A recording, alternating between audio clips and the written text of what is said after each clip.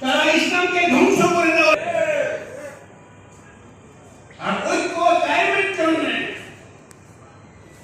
আল্লামা সাহেব চলে গেলেন খুব মারাত্মক ভাবে। হাফিজ হুজুর রহমাতুল্লাহ আলাইহি যে হযরত রহমাতুল্লাহ আলাইহির কথা এটা। এবার আসে রাজনৈতিক দৃষ্টিকোণ থেকে হাফিজ হুজুর বা হাফিজ হুজুরের অনুসারী যারা সাইদি সাহেবের সাথে একটু দ্বন্দ্ব ছিল আদর্শগত দিক থেকে, কিন্তু হাফিজার বিশাল জমায়েতটা কন্ট্রোল করেছিলেন মৌলানা দিলওয়ার হোসেন সাইদি রহমাতুল্লাহ। সাইদি সাহেবের রেখে যাওয়া আহ্বান, ঐক্যের আহ্বান, এটাকে আমাদের কাজে লাগে।